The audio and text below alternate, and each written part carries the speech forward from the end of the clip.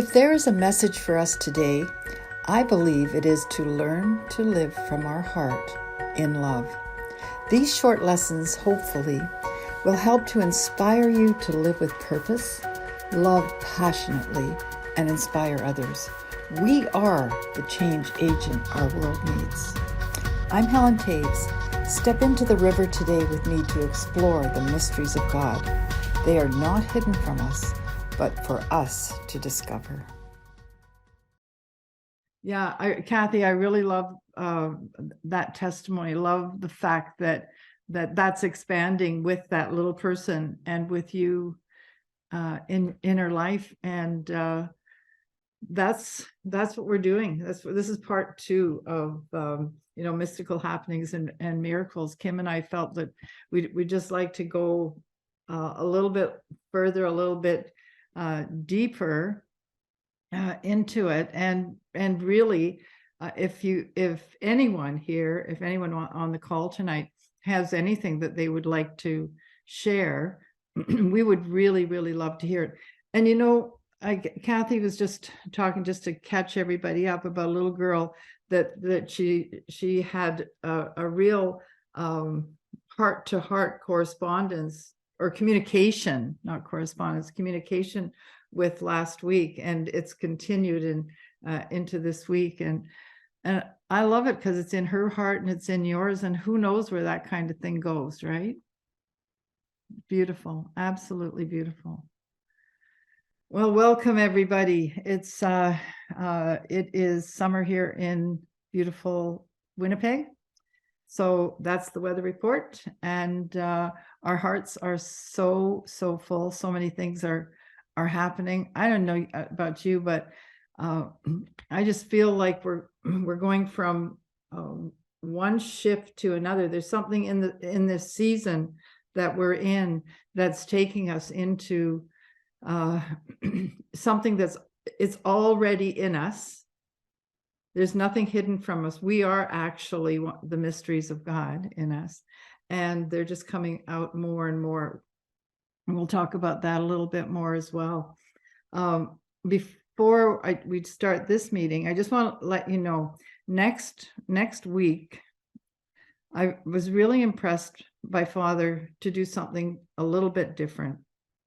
The reason being, we are 1, 2, 5 different continents right now that tune in, and I felt like he's setting us up to do something, not as an experiment, but, and I'll explain a little more next week.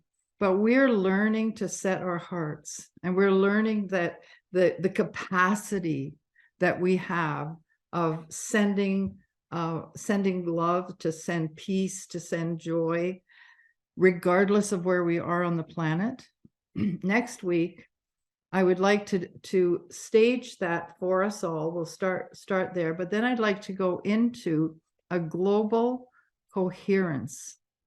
And he's given me some specific instruction of how to do that, so that we're going to be working in bands around the globe and hitting the time zones. And he's given me some special instruction, and I feel like he's trusting us with something that is just amazing, We are doing amazing things, like with each other, having just knowing things in the spirit, sometimes showing up with each other and doing things. And I feel that if we start to practice this, set our hearts and our minds on purpose to this type of thing, it will expand for us. So that is next week. I wanted to share it now because you are all in different time zones, and that's going to be something that is going to be key to what we're doing, because we're going to expressly target the different time zones, and the people in the time zones responsibility will be to receive, not to give. So there'll be more that I'll share, but you're welcome, and you're welcome to share that. This will go out on the website, and I will share a little bit, but anyway, just a heads up for next week. Yolande. Will Antarctica be included in that? Well, it's in a time zone, isn't it? Yeah, but it's right at the bottom. So it's it'll fall into, I don't think it'll be Australasia, but Australia is usually included, and Australia does have some own some part of Antarctica. Okay, well, I'll come with the details next week, and I'm sure not a part of the globe will be missed. That's the beautiful thing about circles, right? We're all standing in that circle on the globe, holding hands, and we are all in one another. So that's next week. Anyway, this week, let's just take a deep breath together. And because I am absolutely really beyond the pale that Kim will, when Kim comes alongside us, she's always here, you know. She's one of those people. You can't get rid of her. She is here all the time. And you cannot get rid of me. I'm always here. I know. And when you're not, you are. Like, it's kind of fun. Kim and I have some crazy stuff going on. But it is fun. I decided I don't want to do anything that's not fun. And you guys are fun. So let's just take a deep breath before we start, and just set our heart. Father, we just want to set our heart tonight to Mystic Happenings. We thank you for the miracles that happen in our lives. And Lord, we don't take one thing for granted. Lord, we're setting our heart right now to more, to just more and more and more and more and more understanding, more experiences, more of you in us. We're in you, we're in each other, more understanding to that oneness. And Father, I thank you that as things are shared tonight, that it isn't about the people, it's about the possibilities. It's about the fact that when it happens with one, it happens with all. And Lord, we're so united in this. We want to thank you. And thank you for just leading and guiding us just down to that, sometimes that path that is really less traveled. But Lord, we're always in you. You are always in us. So we thank you. And we just take a deep breath and just enjoy that tonight. Thank you. Thank you, Father. I had a wonderful chat with Susan Willis this week before we start. Kim, I'm not interrupting us. I know I already shared with you. I really would like Susan to share an experience that she had this week with us, because I was really impacted by it, and she's agreed. So Susan, over to you. Okay, so you can hear me okay? We can. So far, so good. Okay, all right, that's good. Well, all right. Okay, so yes. Mhm. Okay, so it happened about a week ago or 10 days ago, and I was thinking to myself that I didn't have an imagination that worked powerfully for me. Like, I didn't have a great imagination, and I thought, I think sometimes kind of boring, you know.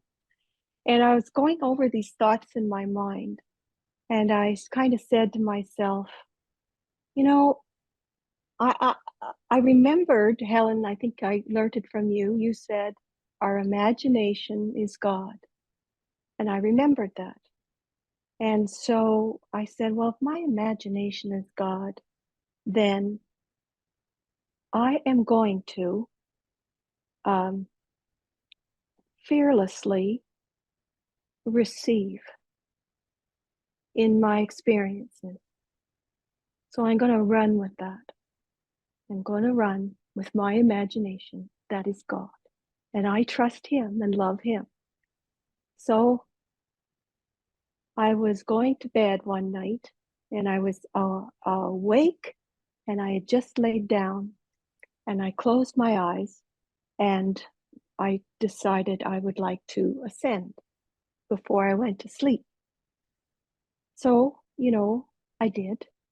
And I saw this beautiful garden, beautiful flowers, and something I decided to do, which I wouldn't normally do, was I jumped into a flower. I went into the center of a white flower and it became a tunnel. And down the tunnel I went, and I was in the deep root system below in the dark. And just for a moment, I said to myself, well, okay, now what? And right then and there, a vortex appeared and it was spinning very, very fast. And it sucked me in and it took me up, and I was light, but I exploded out of my crown chakra. And I could see myself as a being of light above me. And then I was marveling at that. Of course, I had all kinds of sensations in my body. And then to my right, well, lo and behold, just what Helen had taught us, this tetrahedron came out and it was made of light and it surrounded me and it started its opposite spinning. And I realized I'm the Merkaba. I'm in my starship. Woohoo! So and it stopped there because I didn't want any more. That was enough. I was so happy with that. And but I do have to say, since that happened, I just keep having different dreams and experiences. So I know I'm different. I'm in a different place altogether. Like today, I ascended again. And today, guess what I was doing? I was in the cosmos. I was creating and releasing from the palm of my hands baby stars.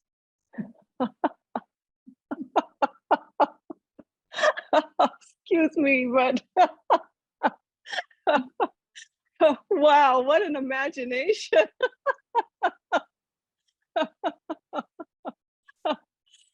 Anyway, yeah, so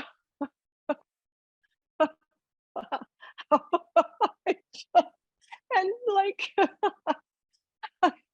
I just have lots and lots and lots of joy. It's just there. It's just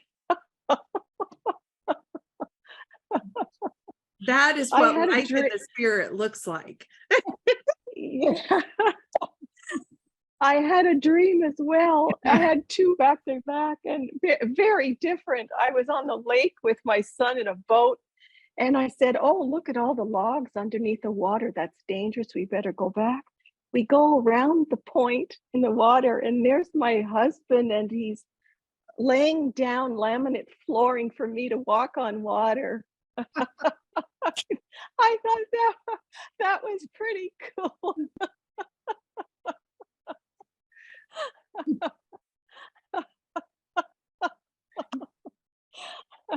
And then I had another dream, and Oh, and Helen was in it, and we were going door to door, but we weren't giving out tracts. We were looking for certain people. We were saying, you know, I don't know who we were looking for, but we were looking for certain people in each household. Anyway, I needed the restroom, and I knew a friend lived around the corner on another street. So off we go to her house, and as we're walking up, I looked in the big picture window in the front, and there was my aunt who had passed away in the 80s, regenerated. I was stunned, absolutely stunned. So I leave that with you.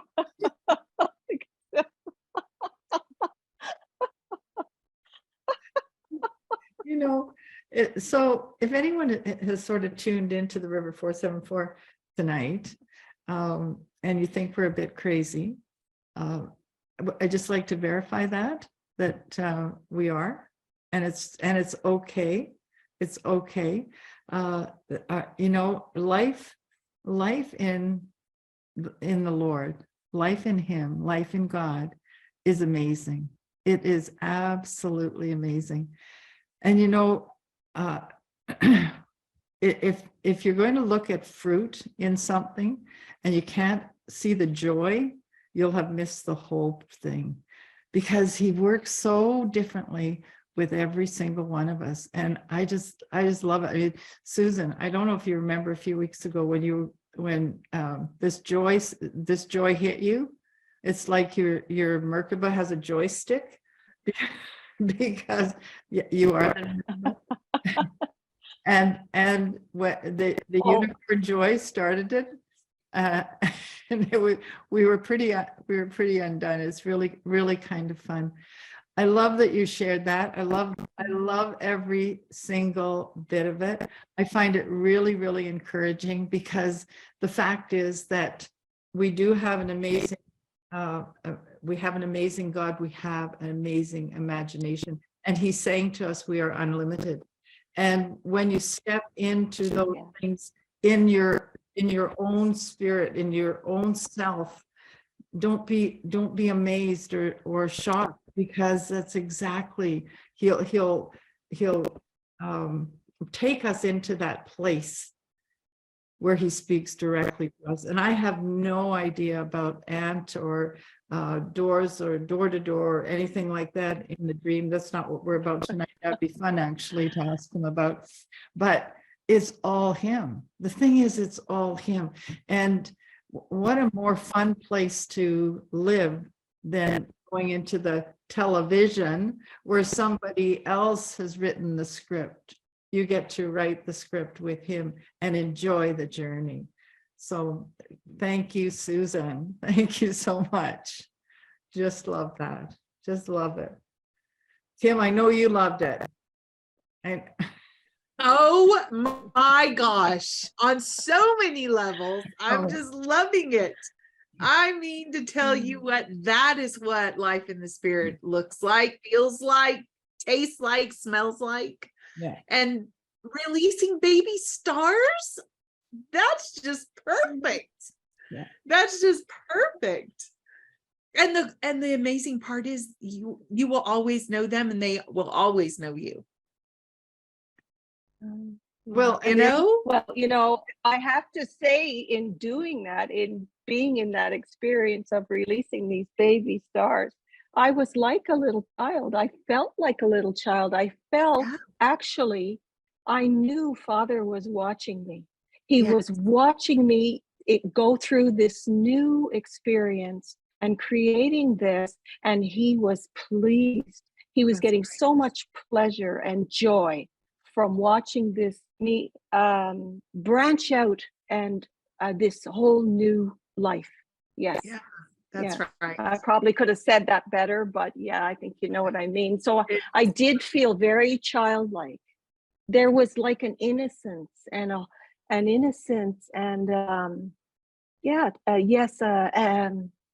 purity and like a holiness a little child would have, untouched, you know, that was there. Yeah. Yeah. Oh my gosh, that is so good. That is so good. I'm Yeah. so glad you shared those, Susan. What life. Wow. Well, yeah, that is so amazing. I think I have shared it here, but it's one of the mystic happenings that happened years ago now, when I was first learning about ascension and learning about that my imagination wasn't a bad thing. I was in a very small group, and it was I was just introduced and was sort of the newbie in this group. And in the ascension, we saw in the distance this pink planet. And it was really and truly a crazy experience, because all of us, I think there were 6 people. There weren't that many in the ascension, but we all saw it, and we could give you the details of it. And 2 weeks later, we read where from NASA, where they had seen a new planet, and they said it's pink. They were sort of blown away. So here you got science coming alongside these crazy people that had this experience. So my question is, Right. was it always there? I think now, what I know years later, the answer is yes. Did we create it? We brought it into being by the power of observation. And now we understand it's not just power of observation, but to cooperate with. So there's so much that we're learning about cooperating with the creative universe that we've been put in, and the amazing God we serve, and who is in us. We're not separated from him, that leads and guides and is part of everything, just like he was with your experience. So I love it. I love it. I hadn't meant to go that way. I'm with you, Helen. Matter of fact, I was thinking about years ago to even what you're saying in Susan's. It really brings us to that different place of understanding at the magnitude of how we are built and created to co-create constantly, nonstop, always happening. Years ago, I would ascend every week with a friend of mine, and she had a grandbaby that from time to time she would watch. And while we were there, engaging with Father and whatever he wanted to do and whatever he wanted our attention on that day. And this one particular time, he was I think 2 or 3 at the time. And he was struggling that day, and we just decided to take him in with us. And so we just engaged with Father, engaged with him, and invited his spirit to come along with us. And I'm telling you, not only did he actively participate with what Father had us do, that, like even the example you're sharing, Helen, had some global effects at the time. But after that, even the times that he wasn't with us, there would be times that we would actually have him show up in whatever Father had us doing around the globe. Now, again, he was 3. He was 3 in his earth body. And yet, when he would show up to participate with us in whatever assignment Father had us on, he was a full-on adult person with a voice and an authority in the spirit that we needed for that assignment. Yeah. For whatever it was. And so I just want to encourage those of you that are, whether you have grandkids or children or things like that, all of those pieces, we are so one with one another that we just we're just barely scratching the surface of what that looks like, how to partner with one another, how to partner with all of creation, and the permissions we have in that go beyond the framework of what our human way of thinking is, and especially what religion has taught us is our boundary lines, right? To quote unquote, keep us safe. We don't need that. We just don't need that. So anyway, I love how this session of Mystic Happenings is Susan has kicked us off because oh my goodness, what joy, what joy. Yeah. Oh, Kim, I so agree. And just to jump off of all of this, I would like to really encourage people so I'm so glad you brought it up, to include your young people in these times, if you can, right? Well, a Mystic Happening time for me, there were 8 adults. We were in it was actually a special request for somebody's birthday. This young man, he was turning 30 or 40, or everybody's young after 80, everyone's young. So I think the oldest was 80 something, the youngest was 5, but there were 8 adults, 2 children. And the parents, we just had the children were in the room. And we just started this ascension time, and we were having a wonderful time. Well, this 5-year-old was there with her little game thing and sitting with her dad. And we didn't say anything. She just started participating. She put the game thing down and participated with her imagination, with her supply, with us, 5 years old. And do you know that we were there for 2 hours? 2 hours. And this 5-year-old and her brother, who was, I don't know if I think he's like 5 years older, he was 10. Both of them were so interested and interesting, because they would share things in this, because when you're in a group, you get to go with the group, right? You may be in this place in your ascension, but then someone mentions something and you get to shift over to that place. And it was so exciting. But what a lesson. Our young people are hungry for the things of God. They are already engaged. And so glad you brought that up. And not going to start preaching that lesson. But it's so good. It's so hard, isn't it? No, I just feel for the generations. I don't want to see the generations go back to the flannel, Mr. and Mrs. Flat on the flannel board, and think that that's our reality. That may be an illustration, and it's not a bad thing, but you can step into the real thing and see the stars in your hand and the planets far off that you're called to cooperate with. I just love that. And Kim, you girl have had some crazy talks, like to your body, to trees, to things. So I'm just going to ask you to maybe enlarge on some of that, because one of the things that came out of the part 1 of this Mystic Happenings was when you started talking about trees. So you don't need to do that particular one, but it really impacted people. And I love that. Because like who came on was out talking to, who was it? That was me, Helen, Sandy.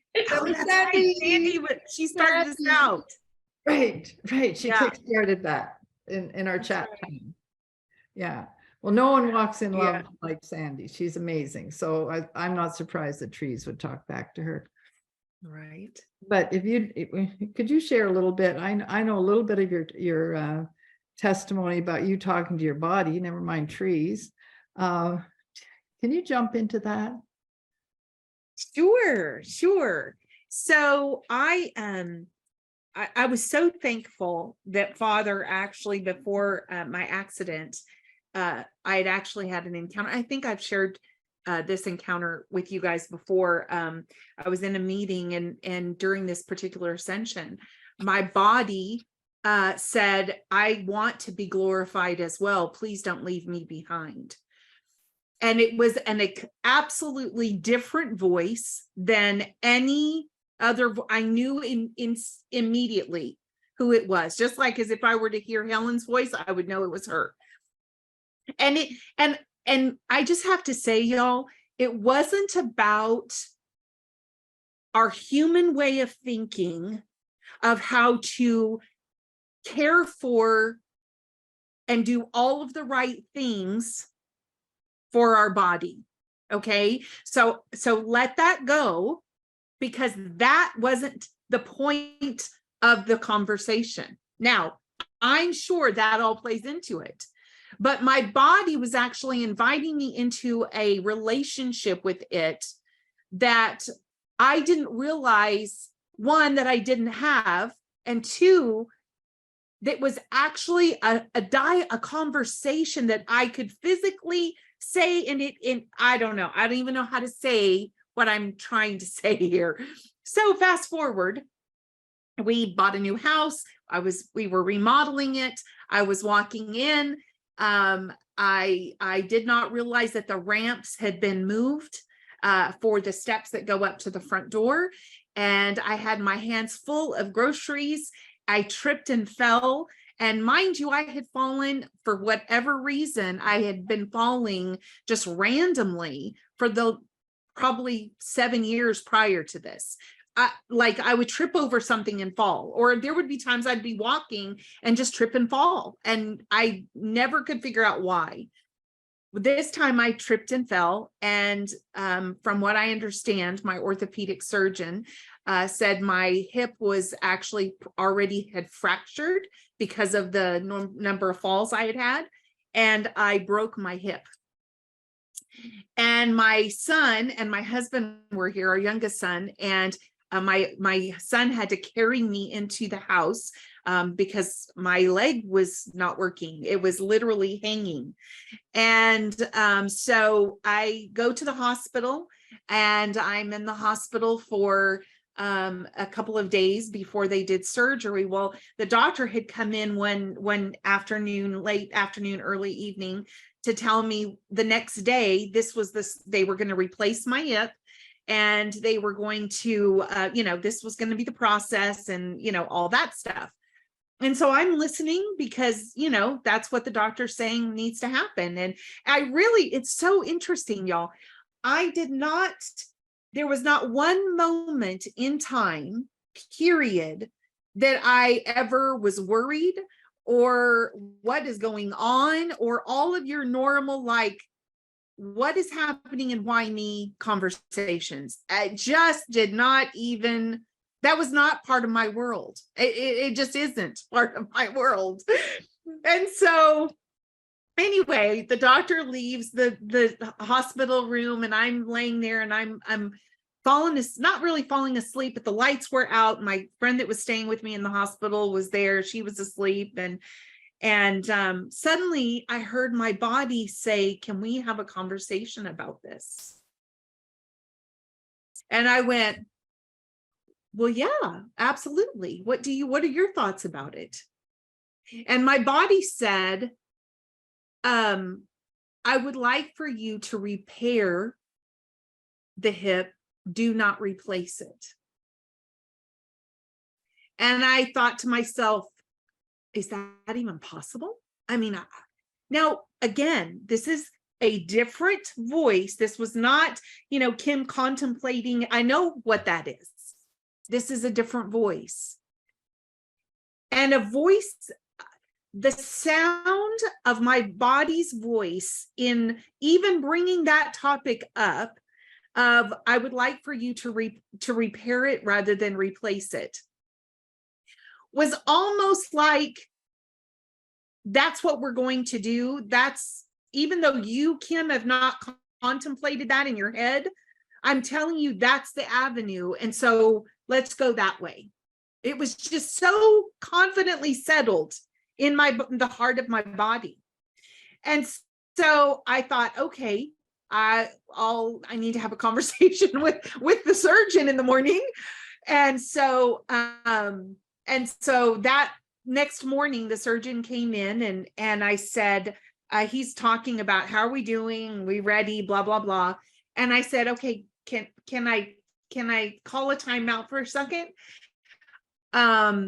instead of replacing my hip, I would like to ask you, is it a consideration or an option to repair it rather than replace it?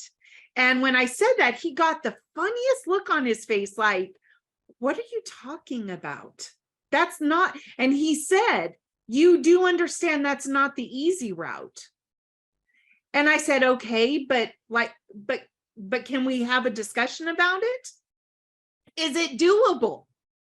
And he said, well, of course it's doable, but it's the most difficult route other than replacing it, because if I were to repair it, what had happened is the ball of the femur that sits in your pelvis had broken out the back of my pelvis and had shattered it. And so he was going to have to put the ball back in place and then fix all of those shattered pieces, with pins and plates and that kind of thing. And he said, if we go that route, if we go the replacement route, you'll be able to walk the same day or the next day after surgery. If we go that route, you won't be able to put any weight on your leg for 10 to 12 weeks. And I said, okay, let's go that route. I'd like for you to repair it. Don't replace it. And we'll do whatever I need to do in order to rehab whatever that looks like. And he looked at me and looked at my husband, looked at my friend, looked back at me and said, are you sure? And I said, I'm absolutely sure. And so that's what he did. He repaired it rather than replaced it. And I can honestly tell you, it was the most difficult once I was able to put weight on my leg again, just to get not only strength and energy back, but also, all of the things, the stamina, the being able to walk distances, all of those things, because you lose all of that very quickly. But in the process of it, the relationship built with my body of hearing the sound that is different. And that is the glory that my body, all of us, our body is talking about. It's not the, are you eating right? Are you exercising? Are you doing this? Are you eating low fat? Are you, all that's important. I'm not saying throw all the baby out with the bathwater, but there is a glory that comes into being when we begin to function in union and oneness, and our body has a voice that every aspect at this point, y'all, there are components of my being, of my body, actual organs that I am beginning to hear the sound. They have a different voice. What do you need? How can I minister to you today? What is going on? What do I need to shift? I mean, it's phenomenal, but it takes that moment where you sit and by sitting, I mean, turning to see, like what Helen was talking about, seeing the pink planet, turning to see your body and every aspect of your body, because each one has a voice, each one has a desire, has a sound that you get to partner with, just like the planets in the universe and the stars and the animals and the trees and the wind and the rain and the clouds, all of those pieces, we all work together in union.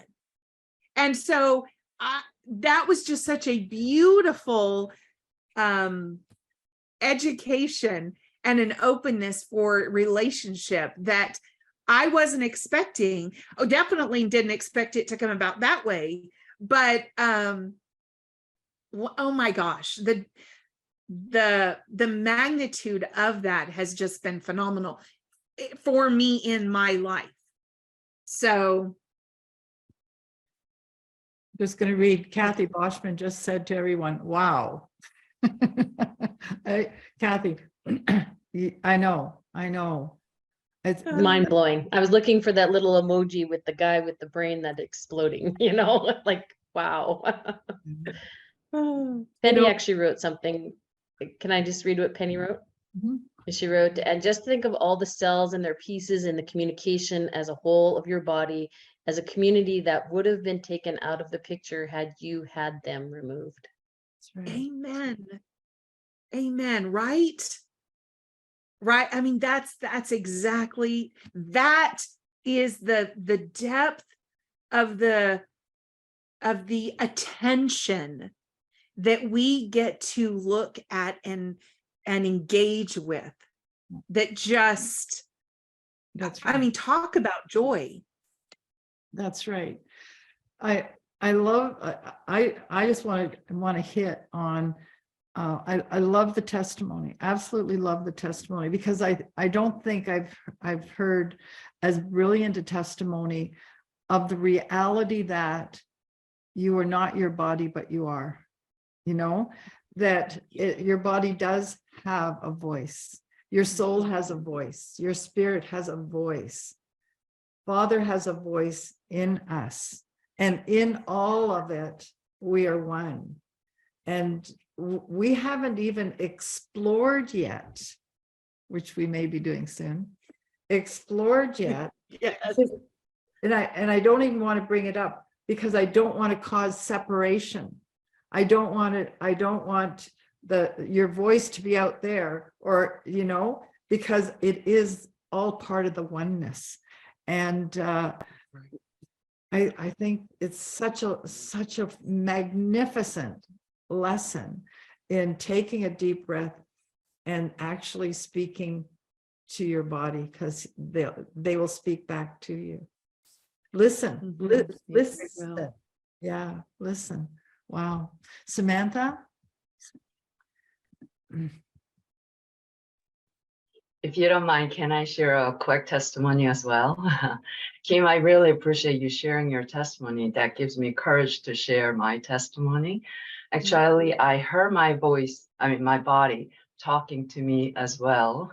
And so I just love hearing your story. Mine was a little bit different, and maybe this might benefit other people as well. I was having a lot of physical issues. I had a brain injury, and that caused my body to react differently. Like, for example, it would go into, my body would have like symptoms like hypothermia in 80 degrees or have a complete paralysis, seizures, those kind of things. And, I was seeing 17 doctors. So I'll go to doctors and say, whenever they ask me, I feel like my body's betraying me. I don't even recognize it. But while I'm saying all these things, because I learned how to pray for the body, I'll command healing to be released into my body. And one day I heard my body speaking back to me. It's like, why would I listen to you? You are in judgment against me. You've been accusing me that I've been betraying you when I've been here with you. And I was in a shock like you. It was a different voice. You just know it's your body speaking, not your soul, not angels, not demonic. That's right. I went into that mode of repenting, actually apologizing to my body, and really thanking my body and thanking my body for loving me, thick and thin, and apologizing for judging and accusing. And so, yeah, I've been in the path to, in the journey to really get to know my body and, work with my body. But I really am wondering if a lot of times our body holds sicknesses and it's not listening to, our desires or our prayers. Yeah. Because we are in judgment against it, or accusation, because where there is judgment, there is a separation, right? And where there's unity, God commands blessings, and blessing manifests in forms of healing as well, right? Amen. Samantha, oh my gosh, that's so beautiful.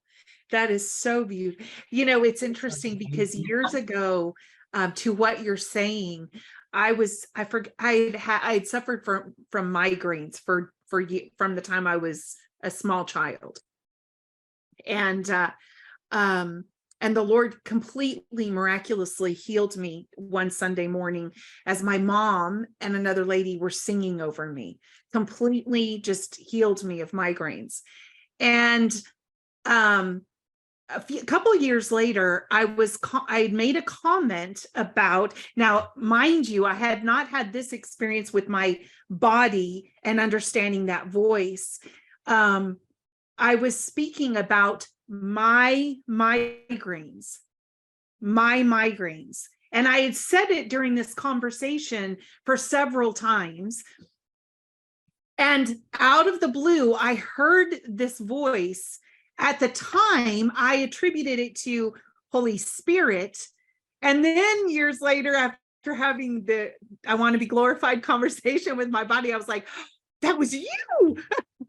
But my body at that time said, can I ask you to please stop assigning me things that belong to me that actually are not mine, and I'd really like to not carry them.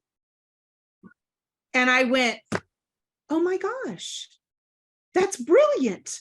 At the moment in time, I didn't realize the magnitude of how often we refer to things in a possessive state. Like that is a perfect example. My migraines, blah, blah, blah, blah, blah.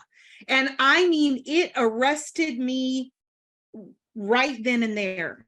And from that moment on, I learned, I taught myself, I told my body, I will not require you or call anything yours that Father has not given us.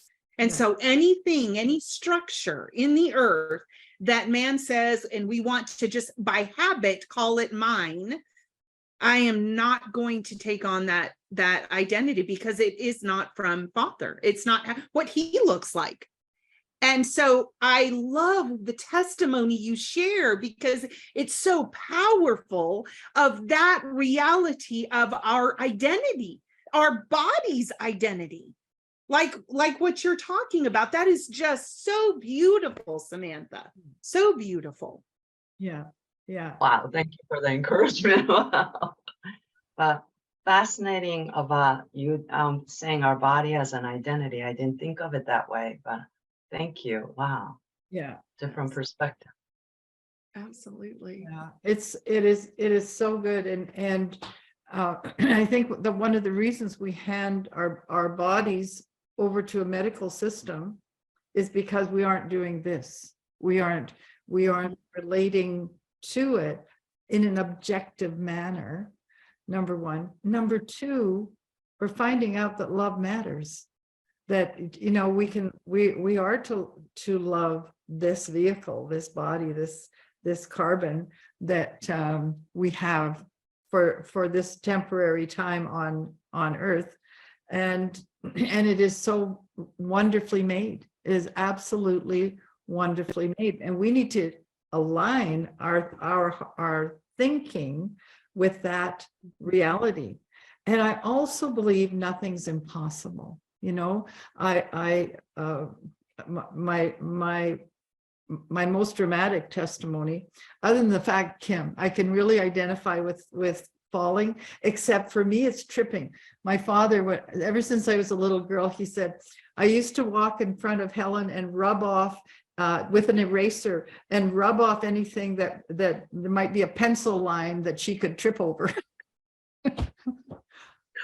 That's just crazy. I know. Lots. I love it. Lots of scars on my knees. Anyway, but when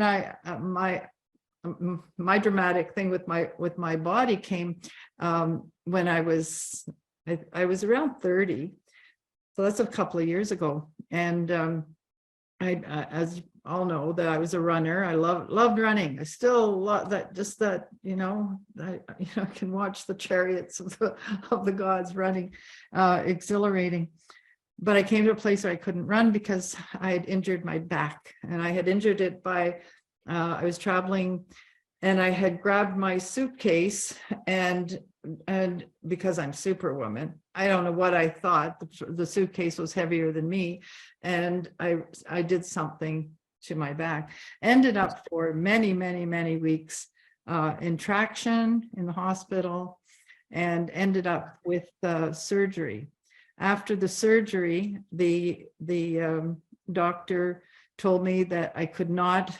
I loved running. I loved playing tennis. I love just being outside. And I had at that point a 2-year-old. It was the youngest, 4 kids. The youngest is 2. And he said, "And I don't want you lifting children." I mean, to me, it was a death sentence. And I said, "I'm sorry.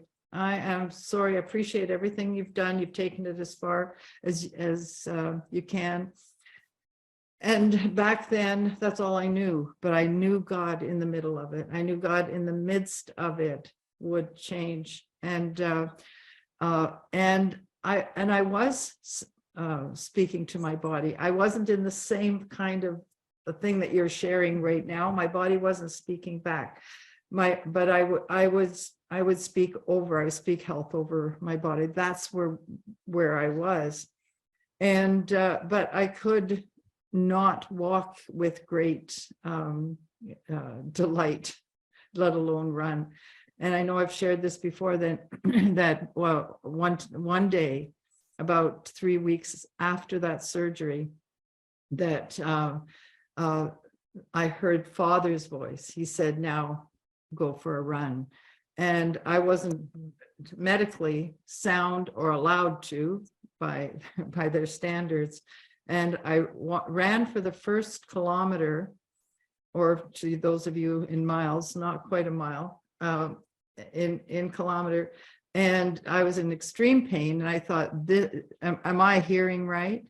And then all of a sudden, the pain left, and I ran the circuit that I normally do, back the same day, the third day into it, same pattern, pain. And I to this day, I can use theories of why that would happen, but all I heard was that voice that said go, and I listened to the voice, and I ran ever since. Never had. And do you know, there's no sign of the surgery in my back.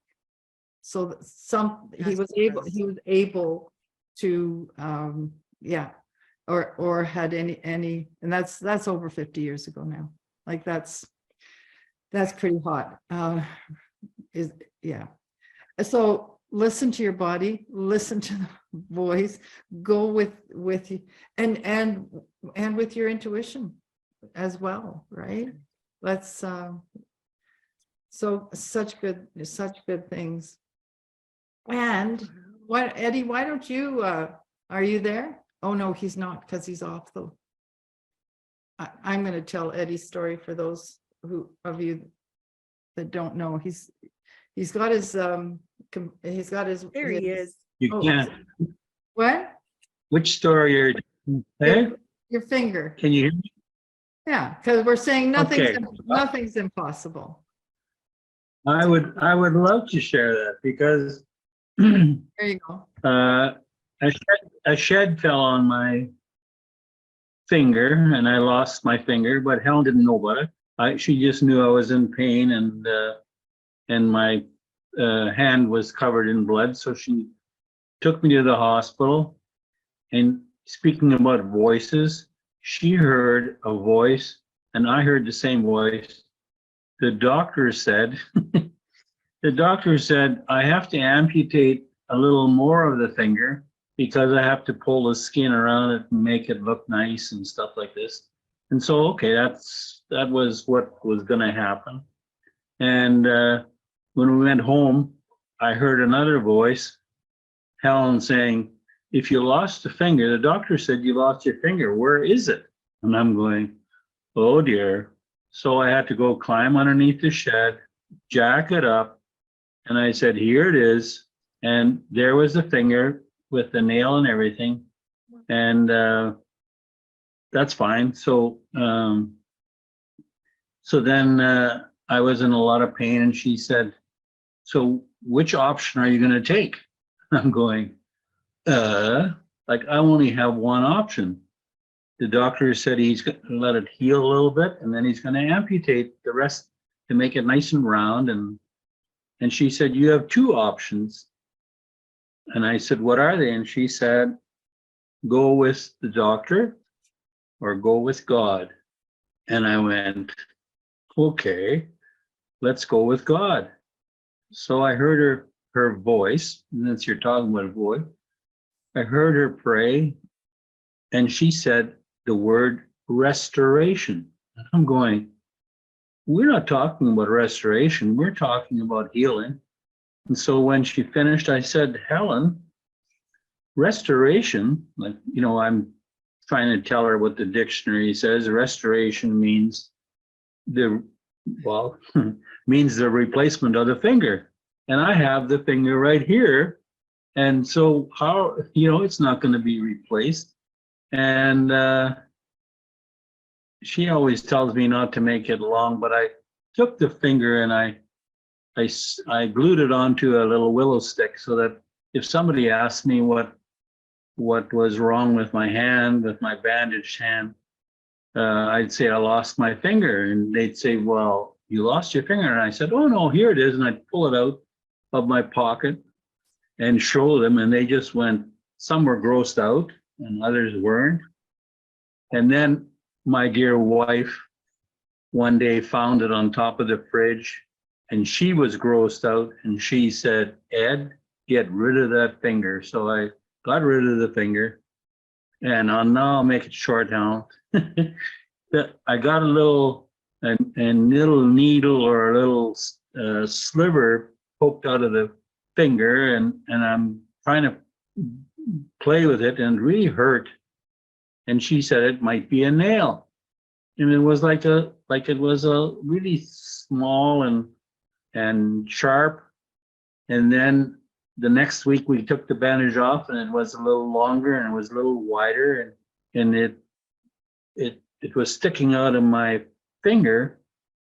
And all of a sudden we realized that as the nail was coming out of my finger was growing with it. And one day I put my hands together, my fingers together, and the thumb and everything was equal, like they're the same length, and my finger grew back, and it's a little different if you want to examine. There's a little bit of like, it's, I don't know, it's just, I can tell, but you know, I heard the word restoration, and to me that means something totally different. And I explained it to Helen, and she said, yeah, well, God, there's nothing impossible with God. And I'm sorry that I didn't, that Helen made me get rid of the finger so I could show you guys. But anyway, I've got 8 fingers and 2 thumbs. So there you are. Put your, God is so. Perfect, Eddie. put your hand up like this in front of your it. face, Eddie. There you Oh go. my gosh. Wow. Wow. There you go. Oh my word. Talk about Nothing's restoration. impossible. Nothing's impossible. Nothing missing, nothing broken, That's Ed. right. I know. Oh my gosh. Yeah. I love that. I love that. Wow. Well, speaking of trees, has anybody else been inspired by nature? You know, just communing with nature. I just feel that that's been in the air over the last couple of weeks with us.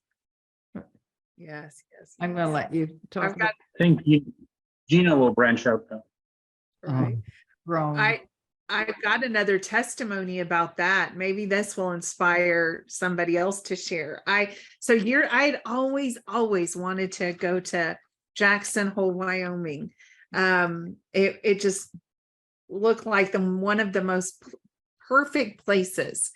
And so when I was still working in the business world, I actually got to go. And while I was there, I traveled through the Tetons and then traveled into Yellowstone and got to drive through Yellowstone. Well, every time I would pull up to a site and get out, there would be a whirlwind that would literally engulf me, just and follow me, surrounding me down the trail or the walk path, and it was just, I would start laughing out loud. People were walking past me because, I mean, it's a whirlwind. It's a whirlwind. My hair is all flying in the air, and nobody else, there's no other whirlwind happening with anybody that's walking by other than me. And so I would, see that particular site, and it was just, I mean, everything my heart had longed to experience and see, and the magnificence and beauty of nature. And I just love that kind of stuff. And so I would get back, walk back to my car, and the whole time the whirlwind is around me. And there are times that it's slower, and there's times that it would pick up and go faster. And it was like I was being escorted back to my car, and then escorted back to my car every single time. And it got to be so funny because I would get out of my car, and there it was, just surrounding me, and all this wind just go around me. And so one of the times that I got out of the car and this whirlwind is just engaging me, I was giggling, saying, what is going on? What is this? What is happening? And the whirlwind said, we have been waiting for you. It is our great delight to partner with you in why Father has you here. You bring us such joy. And I was walking down the path, tears rolling down my face, laughing out loud. All of these people, trailing past me on the other side, looking at me like this woman has lost her mind. And and of course it was with me the whole rest of the day. Everywhere I went, every place I stopped, there was the whirlwind to just engage with me. And all I could do was say, Father, and it wasn't like I had, a very, specific mandate from Father. This is what you're going to do. This is none of that. It was just absolutely releasing his life and sound that brings life. And that was enough, as if that isn't enough, as that's everything. That's absolutely everything. And so that is one of my one of the many nature stories that it to this day is one of those things that delights my heart so much, as we get to partner with Father wherever he has us go. Yeah. That is probably, I'm going to let Jerry, Kim, that really encourages me. They just those unusual happenings that we either ignore, right? You could ignore. I mean, I've seen those whirlwinds, and I've just ignored them. I think, oh yeah, there's a whirlwind. Not engage with it. Not. Well, of course, I don't know it. Didn't know that. Didn't know you could. How fabulous. How fabulous. Jerry. We had built a new cottage up at the lake a number of years ago, 10 years ago or so. And in order for this cottage to come in, we cut down 3 beautiful old trees. And we did it without thinking. I mean, they needed to come down, but we just took the trees down with whatever. And within the last year and a half, I had a dream. And in that dream, those 3 trees were in the dream. And I knew that I had to apologize. Wow. And it was as real could be. And in that dream, I knew those trees were beings. Yeah. And without regard we had taken them down. And it's really affected the way that I think about the trees. It's really affected the way that I think about the things of nature that are around me that I am a steward for. Yeah. And you know, we easily think that we can kill the dandelions, and we easily think that we can trim a tree, but I've really begun to understand that we need to ask. Yeah. And maybe we can't, and maybe we can. I don't know. Individual, but I knew beyond a shadow of a doubt that I had to apologize to those two trees. That is so beautiful. Oh my gosh, and so powerful, Jerry. So powerful. It was, I mean, honestly, it was quite a profound thing, because who would ever dream that you would apologize to a tree? Yeah. I guess it's like talking. Yeah, I knew those trees were beings. Yeah. Yeah. Or a lot, I don't even know what to describe them as, but they weren't a tree that just grew up and provided you shade with leaves and beauty. They existed for a purpose, and they had a personality. Yeah. They so do. They so, you know, it's interesting too, isn't it? When we get to that place where we don't just assume or move rotely through like our life like that, you know, where we're consciously aware of the dynamics of all of creation that's partnering, that's longing to partner with us, and being able to actually ask those questions, like, what do we need to do? How do we do this? Like, I just love that. Wow. Yeah. I for some reason we're coming into a greater sensitivity, aren't we, of the fact that we really are not just one with each other, we're one with the universe that is in us, and all that entails. And yeah, I agree, Cherry, that I think it's interesting that the Lord came back in a dream to finish the story with you. You know, I love that. I so feel that's so honoring. Yeah. It's such a loving Father that would do that. Susan and Yolande.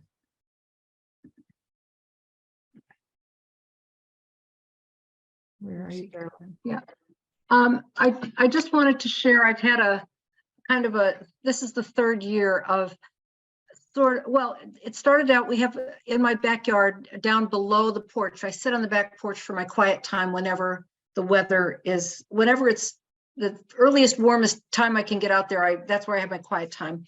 And there were two ash trees that grew together, and I called them my dancing trees because one of them was smaller than the other, and I felt that was me, and the other was Jesus, and we would dance. And as the wind would go through and the leaves, and this went on for several years. And then 3 years ago, the ash borers took over the tree. I'm sure it had been going on for several years, but 3 years ago they started to die. And then 2 years ago we had to have them taken down.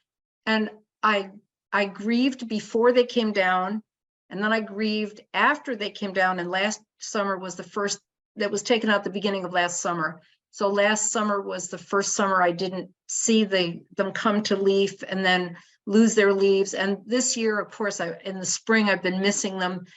And it's been a very early spring. So everything else has been so lush, and that's just been an empty spot. And when I was spending time with the Lord about that, and I'm telling him how sad I was that I wouldn't get to see us dancing every time the leaves would blow in the wind, and I wouldn't get to see those leaves come from tiny buds and go to full. And he said to me, well, that just released us to dance around the whole dance floor, to go around the whole ballroom. And it was such a healing minute for me when I just heard him say, but all we've done is we've been released to stop dancing in the backyard. And it was like we had just had this one little place where we could dance. And he said, oh no, he said, this this is where we are now. And so now I've asked him to open my eyes of my heart to see where are we dancing now. And it just, I could hear music for the first time after he said that to me. I'd always known we were dancing, but I never heard the music. And it's just been in the last few weeks that when I look up in that place where those trees were, I can hear the melody. Oh, how beautiful, Susan. Oh my gosh, how beautiful. You know what I How love beautiful. about these stories, these testimonies, that it is that they are progressive.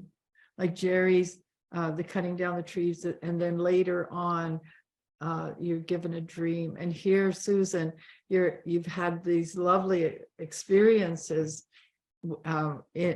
in that sacred spot and with the Lord, and it felt taken away. And then instead of just coming alongside and saying, there'll be better, he broadens you and your vision into something spectacular. And now hearing, not just seeing, but hearing. How lovely. How lovely. Wow.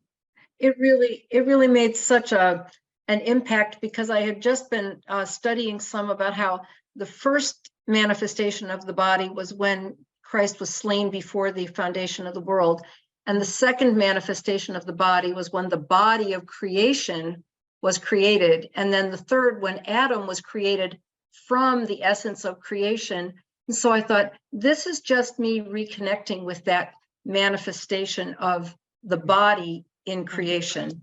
And it was just so, all these things are starting to come together. And I can't thank you enough for being the connectors. Thank you both. Oh yeah. Wow. Blessing. I What a blessing. just think it's stellar. And you know me, I like putting the science and spirituality together. And I was just reading, and I won't be able to give you all the elements, but I think they've identified 6 elements in the periodic table that when we know that we are created, the Yod Hey Vav Hey, and the elements from that, and Gimel, our body, and there's 2 others that have escaped me, so I should stop talking. But the bottom line is the elements in us, we are created from the elements of creation. And that's where the term "you are stardust" comes from even from the stars. That's what science is saying. We are so one with all of what we're talking about. And I think we're just learning. I think we're just being brought into something so organically, by the way. We're not joining a tree hugging club or a Star Quest or whatever. It just seems to be happening with us as we're putting our focus on the reality that we are one with the creator of the universe that resides, lives in every cell of our body. And we're an expression of that. And then we purposefully give our attention to the things that are happening. And he's able then to take us to the next step and the next step. How beautiful. How beautiful. Amen. We're a long ways from the flannel graph on these things. A long ways. That's the truth. Yolande. Well, mine is not as spectacular as Susan's, but when I was living in a flat not too far from where I am just now, behind me were these 3 pine trees. 4 pine trees. And I would go onto the balcony and I would engage with them and talk to them and tell them how much I love them, thank them for the beauty, all of that. Anyway, one morning I was, I think it was about 3 o'clock in the morning. I was worshiping. I was really, really into it. And I went out onto the balcony and I said, Lord, can you please give me a sign that you are here? And one of the trees that was nearest to me started moving from the top right down. It kept going. All the others was still, just this one. And I was like, oh my word, this is so awesome. Anyway, after a while, I mean, you know, they shed, and people were, I had this neighbor who was really giving me a hard time, and he was just next to me, and all those leaves were falling onto his balcony, and he was like creating a mess and stuff. And, you know, I have a problem with hearing. So I was fast asleep. Next morning, I wake up to go to my trees, not there. They had chopped them all down. I was devastated. I go, where are my trees? I never even heard them chopping them down. Can you imagine the noise that would have been there? So I said, Lord, where are my trees? They're all gone. Yeah. And so I went to the next yard where the trees were. I went to those people and I said, why did you have those trees cut down? Oh, the council came and had us cut them down because they were creating a mess. And I thought, they're a beautiful mess. What are you doing? Anyhow, long story short, here I am. Behind me, I have all of the pine trees behind me. Oh, He's given Wow. me them all back. yeah. I love that, Yolande. What a sweet gift. Yeah. Oh my gosh, that's so good. That is so good. He really does restore your soul. You know, he restores your soul in such wonderful ways, doesn't he? Very, very lovely. Yeah. Thank And you. he's given me a Very good. jacaranda that is blooming because I love it so much. That is giving me twigs of purple, even out of season. Oh, Oh, I love that. beautiful. We are coming into this late autumn now, and I still have one twig Lovely. that's come.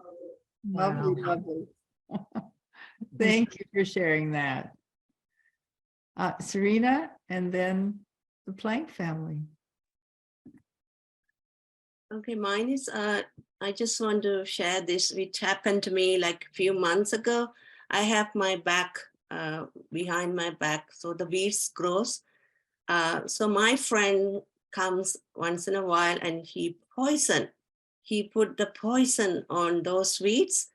But suddenly I felt in my heart, you know, it's like, no, it can't poison. I don't know, like I didn't know that it's a tree talking to me or what the weeds talking, I don't know. I just have the strong feeling, no, don't poison me, pull me out like that. And I really, so after that, I told my friend, please do not poison. Don't poison it because, you know, we cannot pull out all those weeds. So that is, now I'm thinking, you know, it is now after hearing all your testimony, maybe that is something that I need to, pay attention. And then also, in front of my house, I have grass, so we cut the grass. So even that time, I felt the pain when cutting the grass. So I don't know how, I was asking myself, how do I don't do it? I need to cut it. And I just felt it's painful for, you know, so I just sometimes ask, hey, I'm going to cut you. I need to cut you. Permission. So I asked the you know, I was not even sure what I'm doing, but I did that. And I just felt, and I had a question mark, then how are we going to manage this, you know, these kind of things? Now I'm glad that it's a forum to open, you know, for understanding. So another thing which I want to share is, after 2 weeks ago, we had a conversation about these plants and all these things. So I don't have many plants in my home, only maybe a few.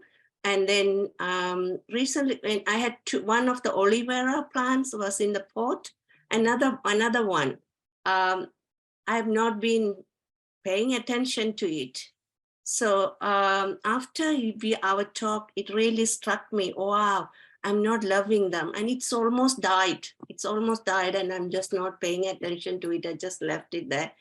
And I just had that, feeling, oh, no, I have to. And that was actually at night. And I just remembered. And I thought, no, I have to go out now. And I opened the door, I went out, I sat down, I start talking to those two plants. And I just wanted to, gave love. I said, I love you. I'm sorry I neglected you. I want you to leave. I want you to leave, and I give you life. And I just took some time and pour water and nourish. And I just left it. And then after a week, oh my God, I just saw, I was so happy. The new shoots come out, like, all new shoots came out. And That's so good. yeah. So, and, it was amazing. And I just thought, oh, I'm so happy. It's just little things, but, it gives me, yeah, it's working. Thank you. That's right. Amen. That's so good. That's so good. Yeah. I just want to remind you, I love your heart. I love your heart for all of what you're saying. I just think it's so precious. I think the balance to our choices is to remember that when he put Adam in the garden, it was to tend the garden. And That's right. pruning is a healthy thing. We let's be careful we don't get too wrapped up in the emotional part of it. Yeah. And just realize that we're called to tend the garden. We're called to help things bloom and be beautiful. Sometimes that requires a pruning, and the lawn is healthier when you cut it and not let it just go wild. So Yeah. that's not an Helen, go ahead, Kim. can I share something with that? I totally agree with that. That's what governance looks like. And when I had an assignment in Washington, D.C. in January, while I was gone, it snowed here. While I was gone. That's wrong. I was like, that is not fair. But I got my heart right about it and then moved on. That's not the point. But so it snowed and it froze. And we have a huge tree in our backyard that the tree and I are extreme friends. And so when I was on my way home from the airport, Todd was talking to me. He goes, babe, when you get home, just know that the tree is not happy. And you may need to go out and talk to it. And because, and he was being serious. He wasn't being, flippant. He knows me. And the tree. And so we got home, and sure enough, I walk in and I walk through the house and out the back door and go to the tree. And my question was, first I was ministering to the tree, and I thank you, talking to it about the freeze and all the things that had happened. And I asked the tree, what do you need from me? And the tree responded, can you partner with me because I'm exhausted from all the trauma. The leaves were brown and it had been super green before I left, and the type of tree it is, that's common for even January. And it was struggling. It was really struggling, and it had a bunch of the limbs. It's a very large tree, and a bunch of the limbs had been so attached and affected by the freeze that it actually had limbs hanging. And so I just stood there for the longest time and ministered life and rest to the tree and to its roots. And then I explained to the tree, now, just so you know, we're going to have to trim you and trim the limbs that have been broken, but you're going to be okay and you're going to fully recover. And it was extensive damage. And so we did, we trimmed all of those big, huge limbs and took all of that stuff out. And the tree, after the trimming and after all of the things that we had to do, it actually, all of its leaves went from brown to green. And it just completely filled with life. So that is what Helen's talking about. That's what governance looks like. And we can't get caught up in the, I don't want to do that because that's mean, or that's, that's cruel, or any of those things, because governance looks like making those challenging decisions for what is best and healthy and life-giving for not only people and situations around the earth, but nature and all that is contained within nature. That's right. That's a great example, Kim. Thank you. That's absolutely precious. Thank you so much. Plank family. You're all there. I love it. Hey, y'all, and Shiloh. Oh, So I want to share, I came in a bit late, forgive me, but last year, one of my childhood friends, basically a brother to me, his father passed away. He had a stroke, and a week later he was gone just all of a sudden. And his name was Mr. Gray. And Mr. Gray was the kind of dad. I went to middle school, high school, and college with this same tight group of friends, and we were like brothers and still are. But when Mr. Gray passed, I was pretty devastated. I remember as a teenager that he was a kind of intimidating guy. He was a big, strong, really fit guy, and had a kind of dry sense of humor, but was pretty serious. So I loved him. He was a great mentor to us. And like all of our parents they kind of co-parented us, if you would. But he was, I guess I would say, the scariest of them all, if you would. But he was also, I just remember him dropping wisdom bombs, like to this day, almost 50 years later, I'm still like, wow. So one summer we came home from school, from college, and he was a school teacher, so he had the summers off. And we went over to visit his son, John, and Mr. Gray was up in this tree with a handsaw, cutting this old oak. I mean, at least 24-inch diameter oak tree, cutting limbs off of it. And we asked what happened. And he said, well, the tree died. And he said, I'm cutting it down. And, we all asked, well, why don't you just have somebody come and do that? And he said, you know what? I've got the summer. And this tree took hundreds of years to get as big and mature as it was.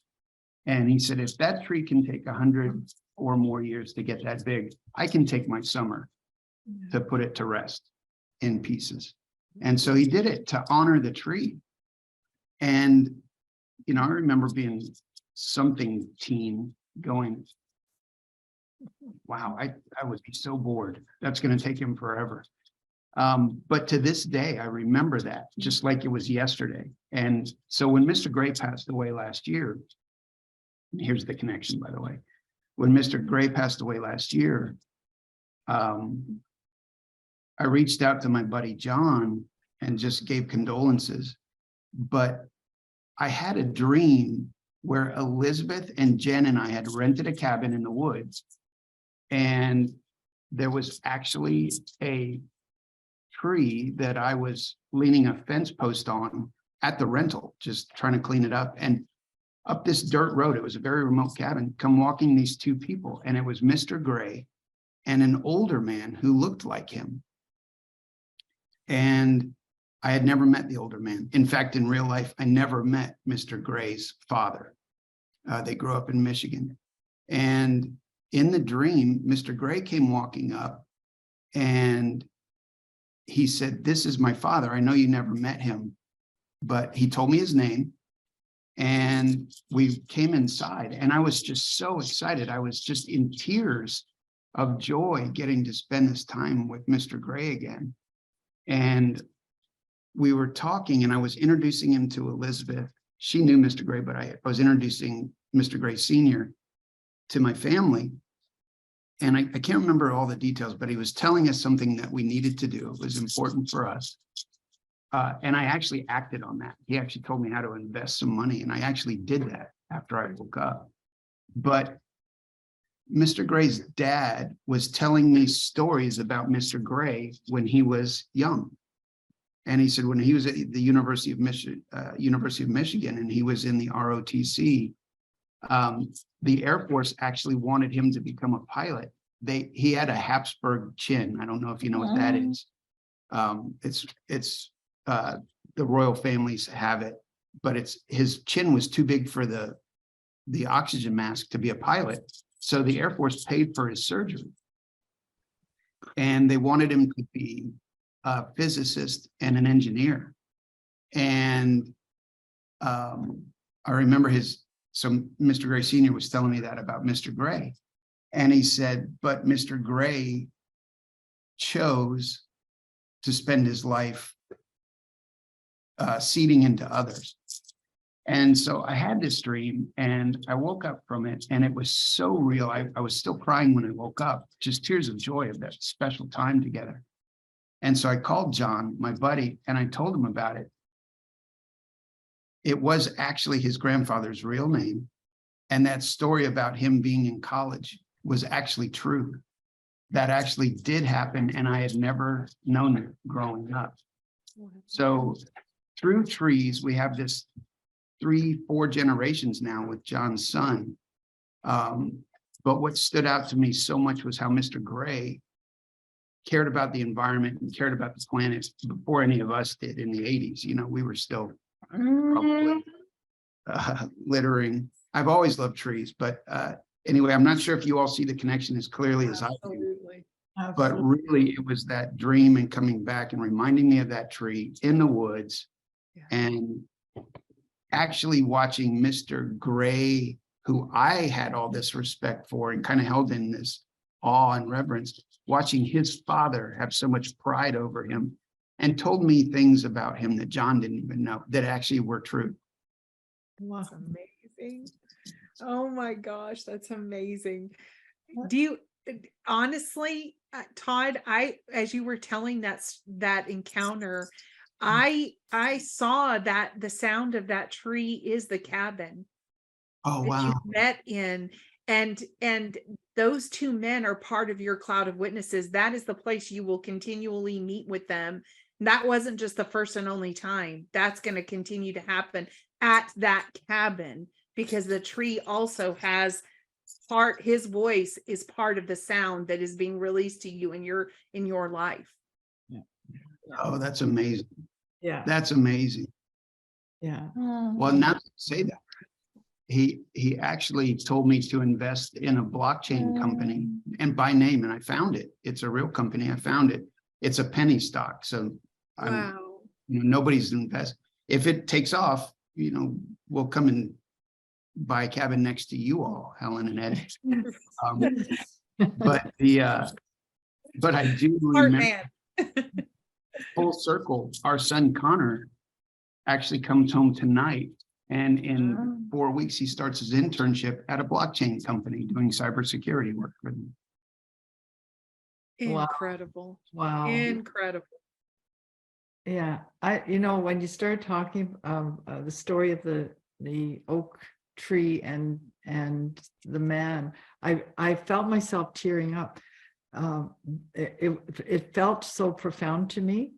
And one of the reasons, because we can teach and we can explain all we want, right? As much as we want, as much as we know, but it's actually the character of the man that imparts heart to heart. And that's what he's done with you. It's not by his words, but by his character and living his truth. Just that I want to meet him too. I'm going to come to your cabin and meet him too. Absolutely. we're in this together. Absolutely. That's You awesome. know, well, it's said that all the roots of all the trees in the whole world are entwined, right? I don't know the reality of that. I can't draw the picture, but I sure love the essence of it, because we are those trees of righteousness, the planting of the Lord, and our roots go like that all over the globe with each other. But it's going to be really nice when you're in the cabin next door. Love it. So true. We can believe for that. Eddie, we can believe for that. Where are you? Oh, these are amazing. Just absolutely. And it's for sale. There you go. There you go. And it's for sale, right? Everything's for sale, Ed. As we know. Oh, that is beautiful. Absolutely beautiful. From Susan to everybody. I can't read what Susan just wrote. She wrote more testimonies from the land of you can't make this. Yeah, that's right. You can't make I this guess you up. can't make this up.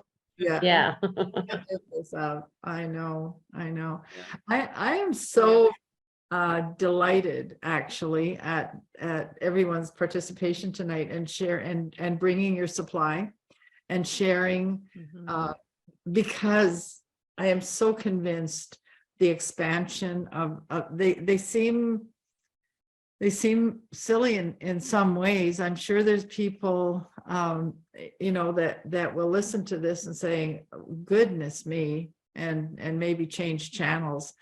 But for me, I realize our connectedness and our just how big the reality of God within us and us in him and in each other is in the expansion of everything that we're sharing. And I know there's more testimony and going to be more testimonies. Kim, what do you think? Well, I have another fun one. If you want me to share another one. Sure. So my from the time I was little, we did road trips all the time and had testimonies of miracles, signs and wonders happening all through my growing up. Well, a number of years ago, my sister and I are going to drive to a conference in Colorado, and we're driving her car. Now, I have to be honest, Kim is not, I don't enjoy car problems.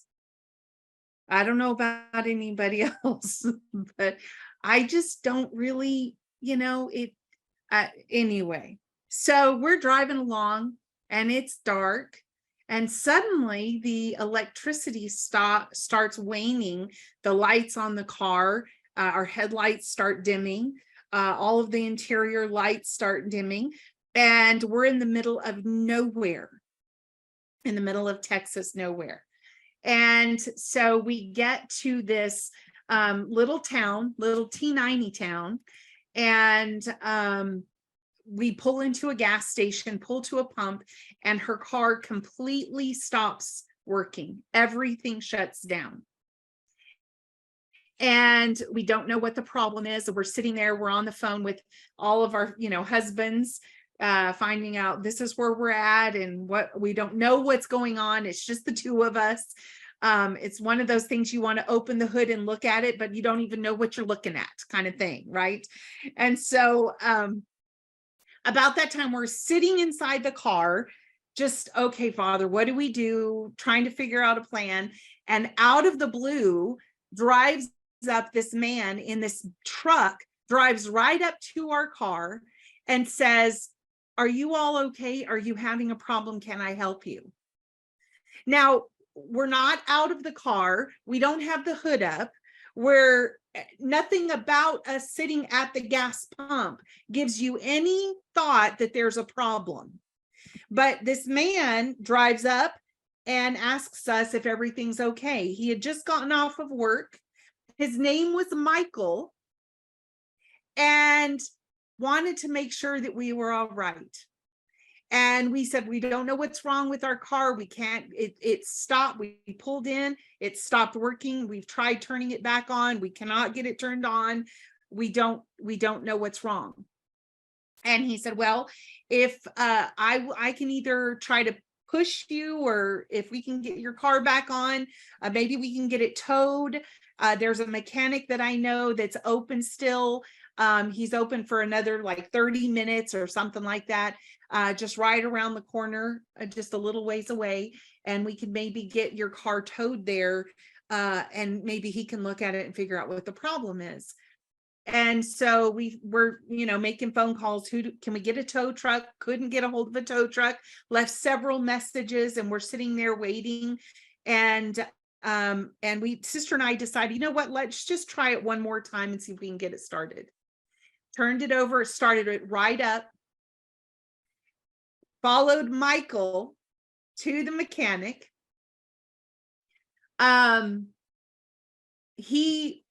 The mechanic's taking a look at it. Come to find out, the serpentine belt is completely severed.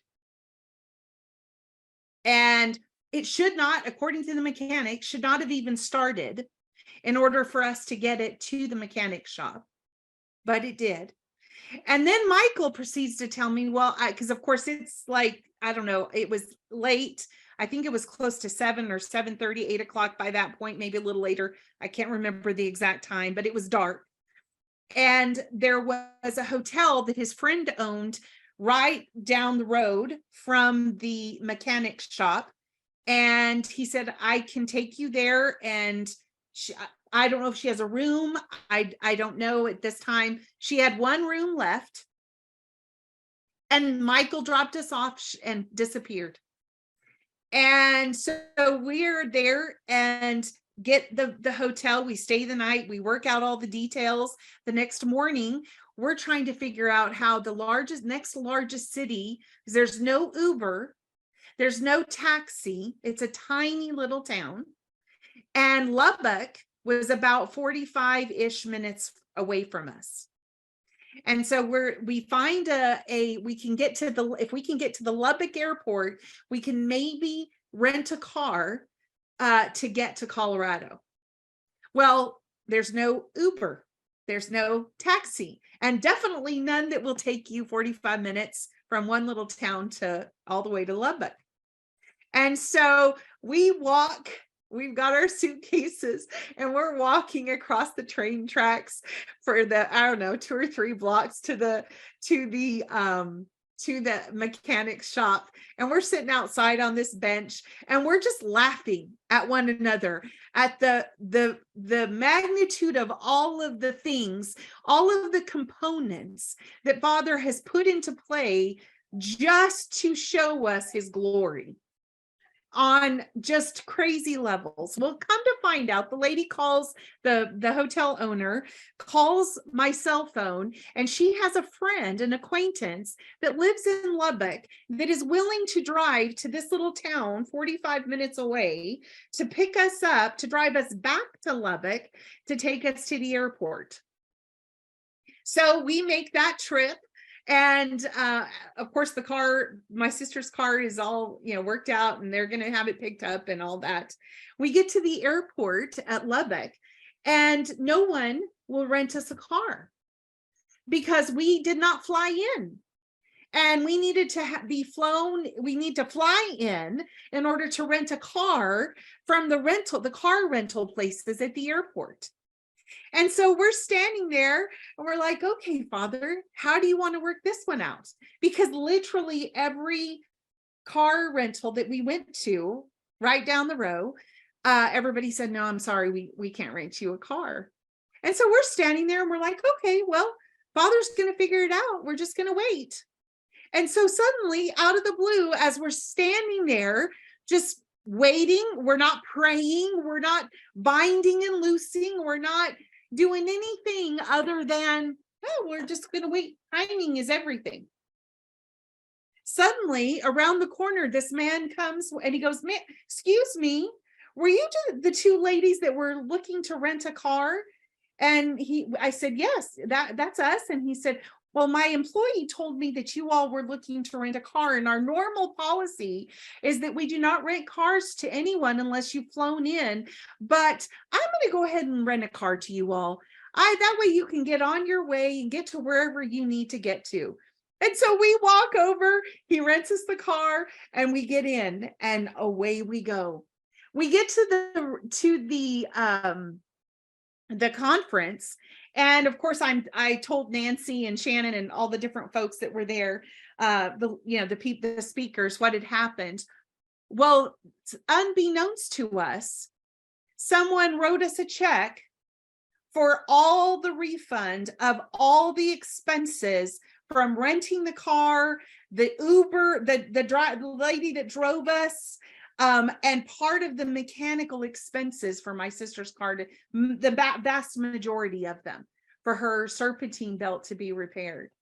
And we were literally just watching Father's hand move in ways it wasn't about praying for anything. It was simply staying in that place of pure joy. We actually made a video of it, sent it to the family, of staying in the middle of joy in the midst of things like car problems, when that is not one of Kim's favorite things. But what a fun adventure and encounter to watch Father move like that in those unexpected ways, sending angelic to assist us, starting the car that shouldn't be starting, and the list is long. So that is another fun one, in the joys of the mystic happenings that we all get to experience with him. Oh my gosh. And I love that story. Actually, I love it, because how many of us would stay in joy? Like really and truly. We need like Susan around all the time for the joy, our joy unicorn. Just a note to self, right? But that, Kim, pulling suitcases, rolling suitcases across railroad tracks, several blocks away. Yeah. So now learn to pack light is the moral. But no, it's so good. It's so good, because it actually just shows the amazing bigness of our Heavenly Father, who cares about what appears to be little things. Car trouble, I think, is not little. I'm sort of with you. I'm not its favorite fan, but when you can see the hand of God in absolutely every minute of it, and the joy, the joy, what a lesson. I absolutely love that. Absolutely love that. Right. Whoa. Well, I'm just looking at the time. What about you, Helen? Yeah, how does time get away? I have actually, we're triggering each other with stories here. I think what I would like to just close with is a story that was very profound, but the lesson in it is that we can, just like you've experienced with the car trouble, is that we started this evening with really one of the most supernatural testimonies. I mean, Susan was so transparent, telling us about her dream, about her experience in ascension, where she purposefully set her heart to God with her imagination. I mean, that's worth listening to again. Just really and truly inspiring. And how people along the way tonight. I mean, Eddie, thank you for sharing your story, and thank you for not making it an hour long, because he's a great storyteller, and sometimes chases rabbits in it. Love your story. Live with your testimony. Love you, and thank you for sharing that. And Sam, your transparency is outstanding, and I love how the things are dovetailed together. Susan, about the trees and how the Lord just, expands everything. Sharina, your heart of love and caring, and how God is just lifting you up and through things that you didn't, a year ago would have seemed different, but today you're this really strong woman of the word, and walk in it. And Todd, for your just so impacting, when these little things, it's almost like a campfire, right? Just sharing the stories, but how impacting they are in our lives, and how beautiful the characters in our lives. And Jerry, for Yolanda, I mean, you've all just been so amazing to contribute. I'd like to just end with a testimony, because what it taught me, I look for lessons in things, and I want to encourage you that in every single thing that we are involved with, whether we're dealing with trees or cutting grass, and I'm not making fun of that, by the way, at all, not for a moment. I'm just going to go back to Susan's testimony about stepping into your own self, and I had a dream one night, and I woke up, and I shared with Ed. I said, there's a tidal wave coming to the east coast of Florida. And I said, I saw the water, I saw it going over the land. Florida is at sea level, right? They don't have basements in Florida. They're 2 inches. I mean, just enough for the ocean to stay on its side and land to stay on its. And I just watched it. And it was really disconcerting. And so but it was real. It was really real. So when these things happen, I asked Father, can you just show me what's going on? Well, we rarely will watch news or forecasts and that kind of thing. So, but I turned on, and it was Hurricane Michael at that time. It's a few years ago now. And it was causing a lot of trouble in the Gulf of Mexico. And I'm going, and Ed said, well, this is it. I said, no. I said, what I saw was this coming into Florida, and I'm going, oh my God. And so, and it just sort of stayed with you. And so you hold it. That's what I do. I hold it in my heart, ask for, our commander-in-chief, is there something I'm supposed to be doing? But I'm watching. All of a sudden, Michael goes around the Panhandle and into the Atlantic. And of course, the difference is in the water is, cold, hot, all that kind of stuff around it. But it was increasing. And as it came up around the Panhandle, they started evacuating the east coast of Florida. And I went, okay, now this is becoming what I saw in the dream. But they didn't call it I called it a tsunami, because that's what it looked like. But the weather people were calling it a tidal surge. And they wanted to evacuate because this surge it could be very serious. And I am watching it in the spirit before it's happening. And I'm continually seeing what's going, and seemingly very, very accurate, except for the fact that they're calling it a tidal surge. I thought it was a tsunami. It seemed big to me. And then you sort of position yourself, because you're used to the old-fashioned warfare. I'll deal with this. I have the authority. All that went through me. All of that. I know what to do. I mean, I've stopped the tornadoes twice. I know what to do about this. It's not, you're not going to mess with me there, Michael. Well, I had the good sense to say, Father, what do you want me to do? And I felt like he was relieved I'm asking him, because he said nothing. It's not your mandate. And I went, are you kidding me? Why would you wake me up in a dream, see all of this, what was going on, to the surge coming in, it was serious. You're watching these people evacuate down, I think it's 101 or whatever it is.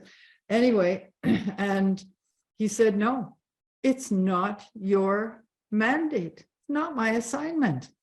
That's all he said. Didn't explain anything. Nothing. Well, well, as it happened, Michael dissipated and went out to sea, right? It didn't affect, the surge didn't come in as expected, etc. And I went, and I wasn't part of any of it.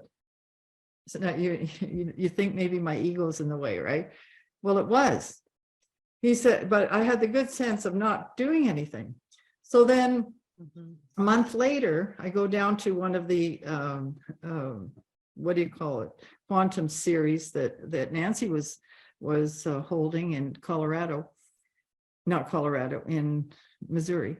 And I went, we had breakfast outside on a deck. And I brought my breakfast out there and I looked around and I saw this table of young people. And I quite like young people's mind better than some of us older people. Anyway, I asked if I could join them. Well, they were a delight, and they were a group that, and I shared this story about the, I said, I just don't know what's going on. I had this experience, yada, yada. And they just looked at me and started laughing. Well, one of them said, you know why? Because it was our mandate. This group that the Lord put me at breakfast with, it was their mandate to look after Hurricane Michael. And I'm sharing this story because I am so excited when those things happen, because it doesn't matter, you think, oh, this is all your imagination, this is, am I missing it? Or you can have all those questions. It doesn't matter. He's in charge. He's large and in charge. He's in you. Just do what you sense.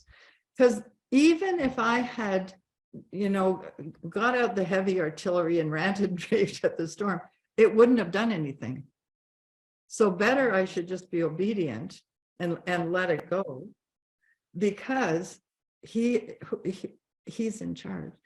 And even more, he wants to protect me from myself. He wants me to learn about my responsibilities and not stepping outside of those boundaries, because it did not make rational sense that I should have not dealt with that tornado or the hurricane. Anyway, I share that because I am so, it doesn't matter where we're at in our life. It doesn't matter what are our experiences. You know what? He is so loving and so caring that you can allow your imagination to go wherever, however. He'll keep you in line. He'll speak the language that is for you. He'll say the words. He'll do whatever. And sometimes he'll give you the gift of confirming it. Like that was just a gift to sit with these kids that, the kids are in their 30s, that had the mandate. It wasn't mine. And but trust him, just trust him in absolutely everything, because he cares a lot more than you do. And we're growing in this and we're learning, and yeah, it's wonderful. You guys have been amazing tonight. I thank you for all of your testimony and sharing your lives, and you're just so passionately loved. Kim, over the moon. I love you from my toes to the cosmos. And I know that we didn't actually get through our list of things to share. There may have to be a third some month. Anyway, That's exactly. Yeah, it's so, thank you. I love Thank you being with so you much. guys. Thank you. It's been a great evening. So thank you. And may the Lord bless you and keep you. May he make his face to shine upon you, be gracious unto you. May he lift up his countenance upon you and grant you his shalom. Nothing missing, nothing broken.